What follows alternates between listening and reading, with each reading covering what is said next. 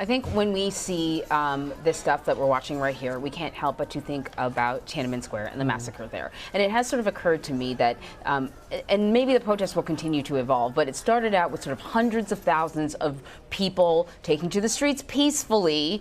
And what we're seeing here it's a smaller group of people, but very intense. The violence is being ratcheted up.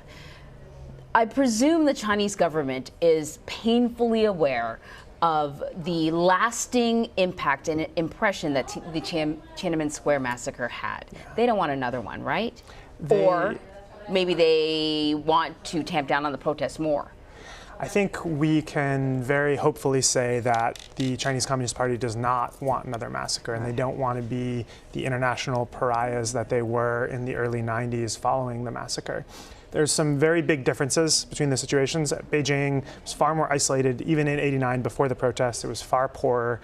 It's flat around Tiananmen Square. It's just this massive area. Hong Kong is incredibly hilly, and if, unfortunately, Beijing does see the need to send in troops, either from the PLA garrison in Hong Kong or paramilitary police from around the region, it's probably going to be a lot more of an urban warfare type situation, which is something that I wish we could say that no one wants, but we don't really have good insight into what the top leadership thinks about this particular issue.